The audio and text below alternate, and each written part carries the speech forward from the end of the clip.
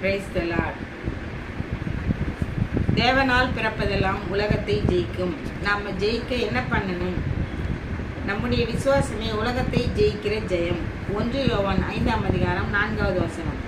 தேவனால் பிறப்பது எப்படி? யோவான் 3ஆம் அதிகாரம் 5வது வசனம்.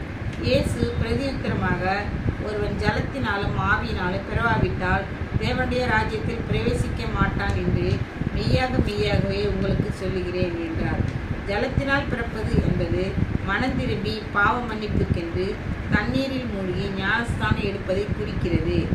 ஆவியினால் பிறப்பது என்பது மேலிருந்து வரும் தேவ ஆவியாகி ஜீவ தண்ணீரில் மூழ்கி எழும்புவது ஆகும்.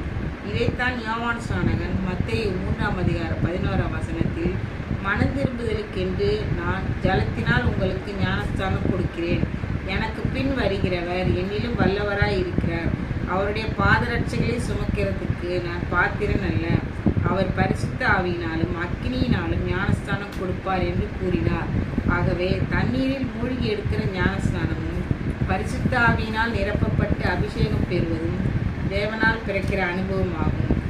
விசுவாசமே உலகத்தை ஜெயிக்கிற ஜெயம் என்ற வேத வாக்கின்படி தேவன் மேலுள்ள விசுவாசம் சரீரத்தில் உள்ள வியாதியை ஜெயித்துவிடும்.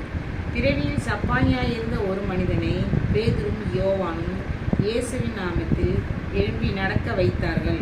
பேதுரு ஜனங்களை பார்த்து, அவருடைய நாமத்தை பற்றும் விசுவாசமே நீங்கள் பார்த்து அறிந்திருக்கிற இவனை பலப்படுத்தினது. அவரால் உண்டாகிய விசுவாசம் உங்கள் எல்லாருக்கும் முன்பாக இந்த சர்வாங்க சுகத்தை இவனுக்கு கொடுத்தது என்று அப்போஸ்தலர் 3ஆம் அதிகாரம் 16ஆம் வசனத்தில் கூறுகிறார்.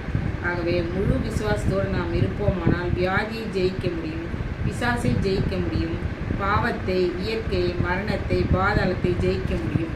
Thank you Lord.